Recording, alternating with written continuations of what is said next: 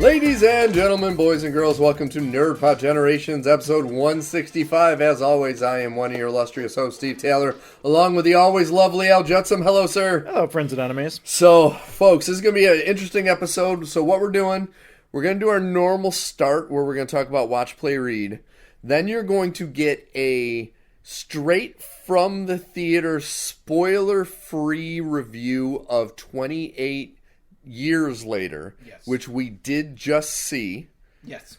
And then after that little clip, you're going to get a spoiler review where we're going to go into some details on it. So that's just going to be the interesting layout of the show. Yeah. We do like to do fun shows like this, and if this is your first time listening to us, please go back and listen to our back catalog. We have 164 previous episodes of Pure Gold. And if you are looking to where to find us, if it's your first time finding us, or you have a friend that wants to know, go to nerdpodgen.com. There's a link on the main page to all of the, whatever the newest episode is, that'll take you right to Spotify. There are also links to the Spotify podcast site, the Apple podcast site, the YouTube site, which we do have a YouTube channel, Nerdpod Generations. If you do go to I'm not even going to say if, when you go to our YouTube channel and our podcast site, make sure you are subscribing to the show, hitting the notification bell so you are known right away whenever one of our new shows go up, and they are awesome. That took a lot of breath out of me. Hi, man. I was about to say, you got to do the whole call to action, baby bear. No, how's it going, friends and enemies? I got to do it. It's in that I have that routine now. Well, like, this is the thing. This is always the part that I struggle with. Every time I've tried to do anything like a podcast or a YouTube show, it has just been like, God, I hate doing call to action. Yeah. I hate it so much. I'll be honest, I kind of like it now. Yeah. I got it down so well that I do enjoy it. Yeah. But yeah, it's our thing. It's our niche. Oh, it reminds me of it. It reminds me of going to school as a cinema studies major. Yeah. And being like, I gotta go to class at 10 a.m. and watch a movie. My life sucks. It's terrible. I gotta sit here and tell people, pay attention to me. I pay attention. It's also why I would never be able to be a busker or a bum, is because I would never be able to do like hey, can anybody help? I'm terrible about asking for help. And you wouldn't be a good bum because you have to learn how to just drop your pants wherever and poop on the sidewalk. Yeah, no, I would. You don't want to do that. I mean, you came from New York City, so you've probably seen that more times than. Dude, I had an elevator where there was a guy that just that was just where he went to pee. Oh, nice. It's just a standing puddle of pee that you would always find in the elevator. Awesome. Yeah. Gotta love New York City, the Bronx. All right, so everyone, we do start each episode with what you've been watching, playing, reading. I am going to start just because I just came back from a weekend trip for a friend of mine's 50th birthday party. And the location is something that I've wanted to talk about. Yes. And kind of what we did. I heard you went camping. So we went camping, which I'm not a camper. I did all that stuff in the military. I'm done with it. Give me a hotel room. Give me a shower. That's my camping. As I told you on our way to the movie when you were like, yeah, I just went camping. I was like, why? Yeah, but the silver lining of this, we were at Silver Lake in Blairstown, New Jersey. Mm-hmm. Silver Lake was where they filmed the first Friday the 13th.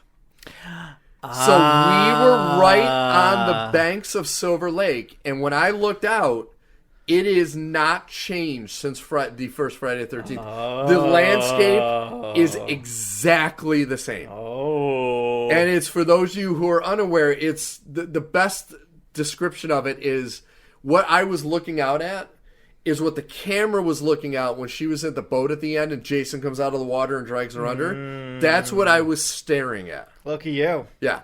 So that made it cool. So definitely no tent then. No, definitely no tent.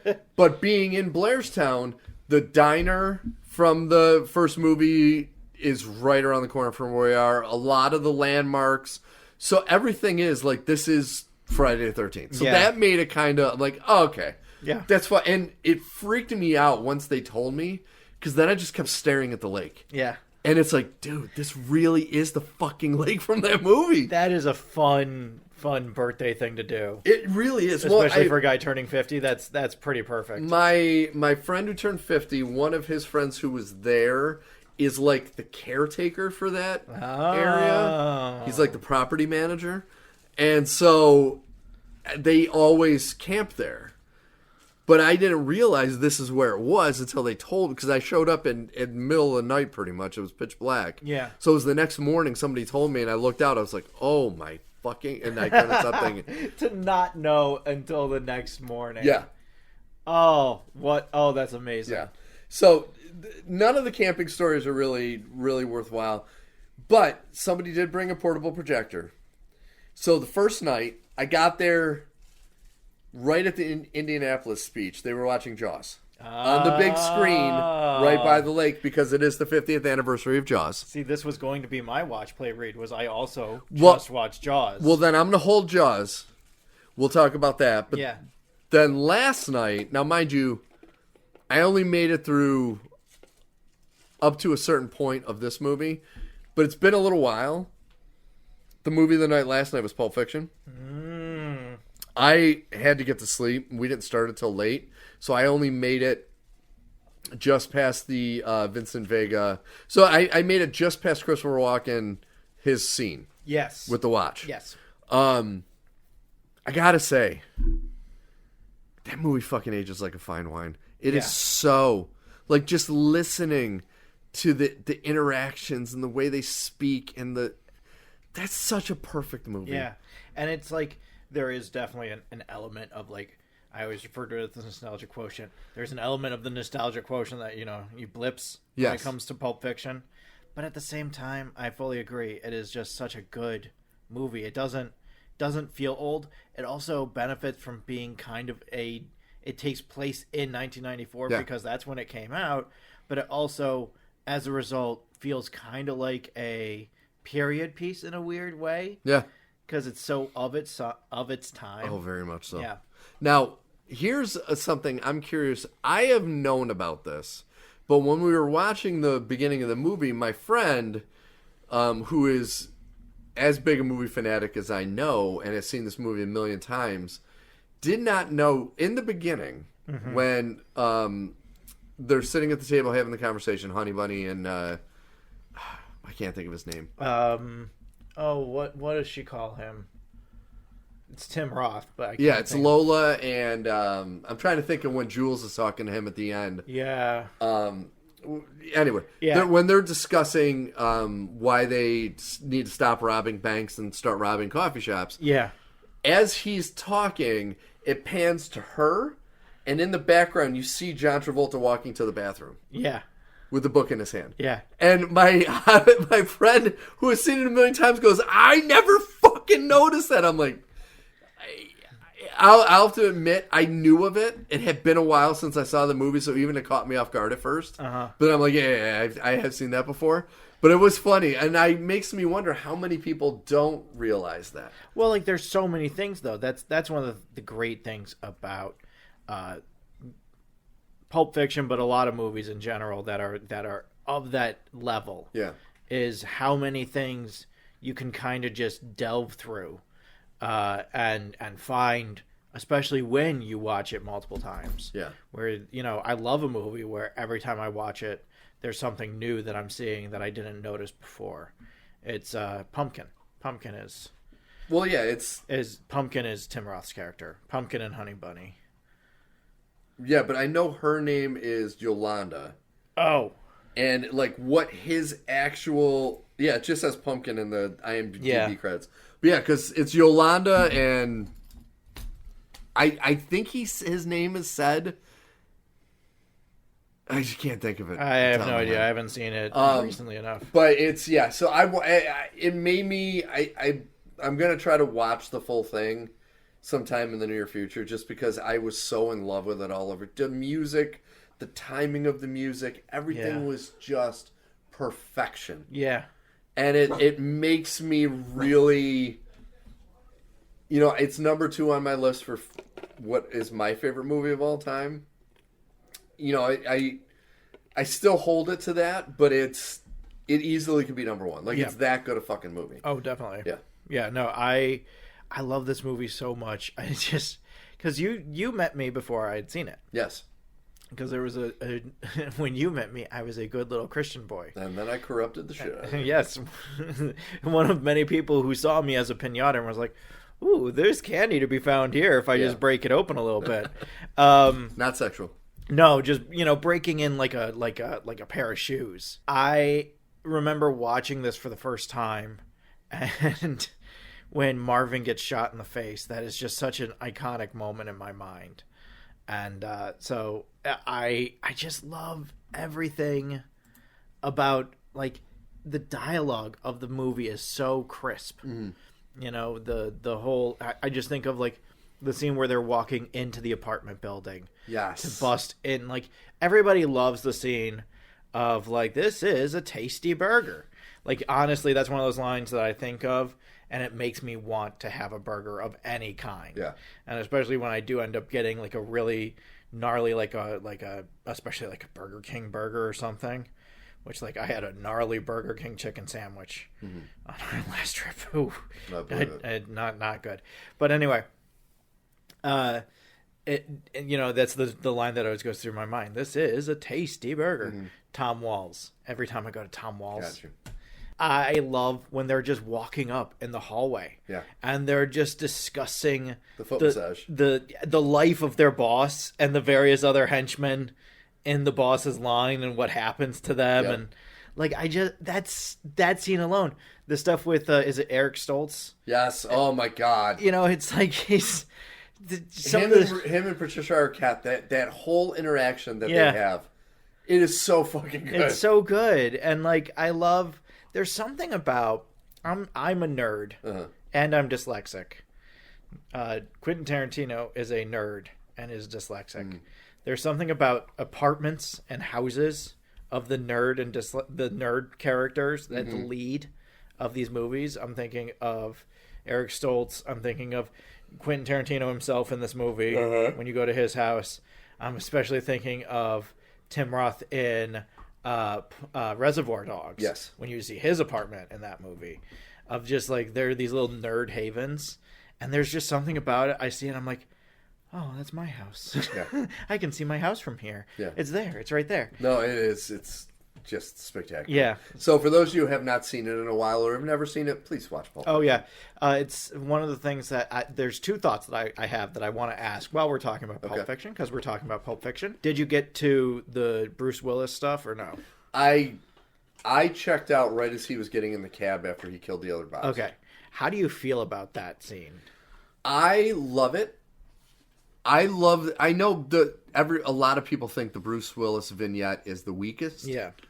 I love everything about it. I think it's not his best acting. To me, his best acting was in 12 Monkeys. Yeah. But it is one of his best filmed roles. Yeah. Where he doesn't have to say too much, but he's just very expressive. And yeah.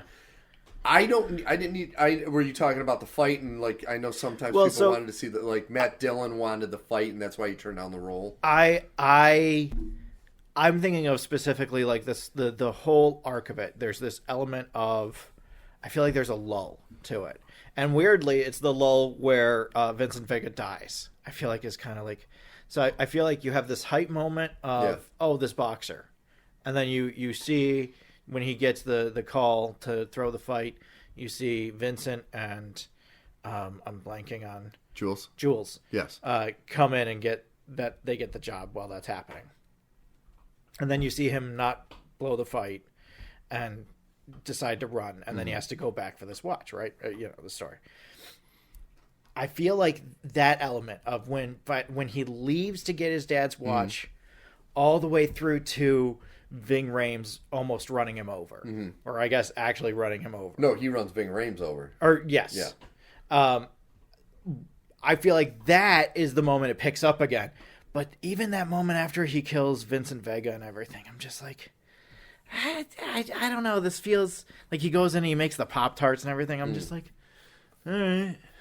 I thought we were in a hurry. What's going on? But that's what I love about it. It's a very Tarantino thing where he's like, Bruce Willis isn't that smart a guy, his character. And so he gets there and no one's there, and he's like, fuck, it must be okay. I'm going to make a Pop-Tart. Yeah. And then there's a Mac 10 sitting on the counter. Yeah. And Vincent Vega also is not the brightest guy in the world. Also so true. he leaves his gun on the counter of the apartment of the guy he's going to kill. Yeah. And then goes and takes a shit. Yeah. And he's reading his book. And he's reading his book. And you're like, oh. See, that to me, that's more of like the down character stuff that he does. Yeah. Like, kind of the same thing within the beginning. I know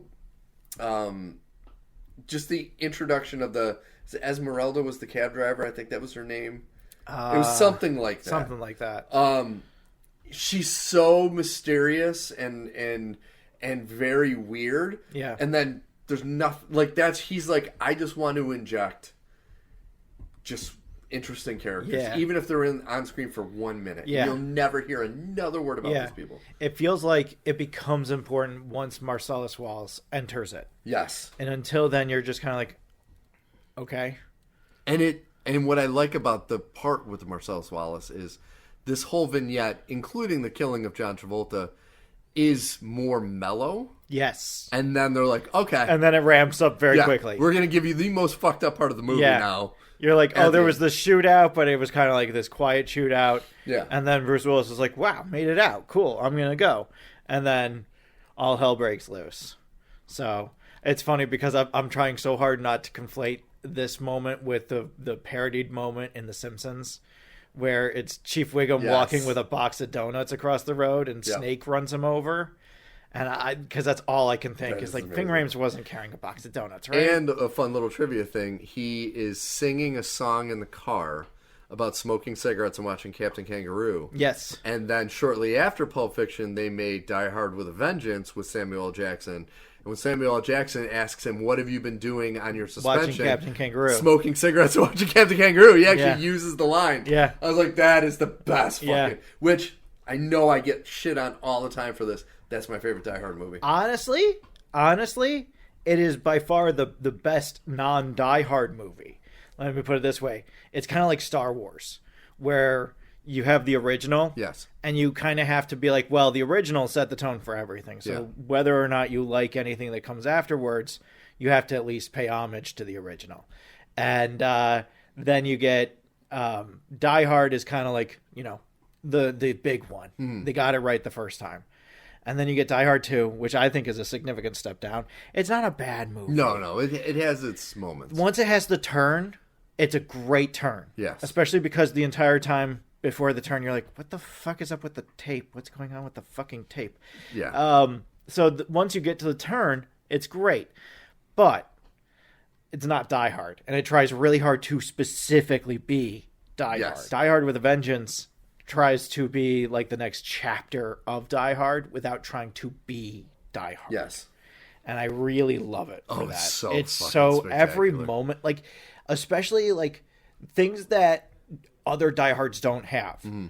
I really love his cops, the cops that he works with in this, where they're going around trying to solve this bomb crisis, and they have to go to this school, and there's this whole thing about it. Of like a side story, I've been thinking about I want to watch and review Amazing Spider-Man 2. Okay. And talk about it at some point because I have a lot of thoughts and they've just been stirring in my head recently. That has a lot of stupid, useless side stuff. Yes. That takes up time and you're like, what the fuck are we fucking doing? This has those moments where you're like, okay, why? But it's basically this very entertaining way to see the ticking bomb. Yes. As you're watching the fuse go through the theoretical story until you actually get to the timer showing you just how much time there is left.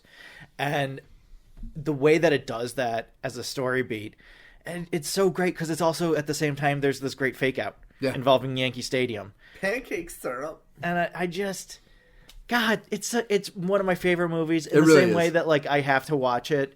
I have to watch Die Hard at Christmas time. I have to watch Die Hard with a Vengeance during the hottest day of the summer. You have to. And it has some of the best lines of any movie. Like there are some lines I still to this day know it's coming and I'll still laugh my ass off. Oh yeah. Like when the kids run into them and they're stealing stuff. And Bruce Willis goes, "What are you stealing?" The kid's like, "It's like Christmas." And then they steal their bikes, and as they're riding away, Samuel L. Jackson goes, "Well, it's Christmas." Yeah. Like, I die every time. Yeah. That's so funny. Well, like, my favorite thing is, like again, in terms of being a Die Hard movie, the way that I always say Die Hard is a Christmas movie, the thing that I always point to when I say, hey, people who are like, look at the music in Die Hard. Yes. The music in Die Hard makes it a Christmas movie. Yes, exactly. The fact that it uses Christmas music as such a vignette element to the score itself. Yes. Not just like people caroling apart from, but like there are Christmas song elements in the score of the movie itself, and they're illusions, elements, whatever you want, motifs to be, I mean, the big fancy. finale kiss going into the credits, Christmas music. Yeah. So, like, it is clearly a Christmas movie because not only is it just, like, it's not just set at a Christmas party, but, like, the entirety of the structure of the film makes it a Christmas movie. I agree. I love that they do that here without having to do a Christmas thing, where they have the ants go marching in as this continuous vignette that plays whenever there's something fishy going on. Something hinky's happening.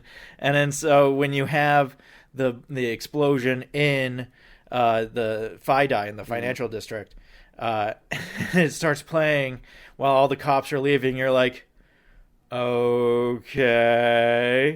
And then this big dump truck driven by this big German comes by, and you're like, okay.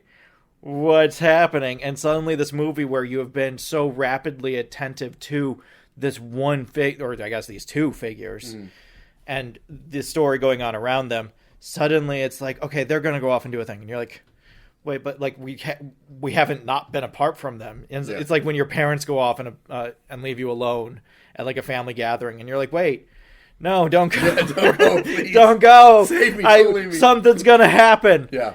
And what did you know? Something's going to happen.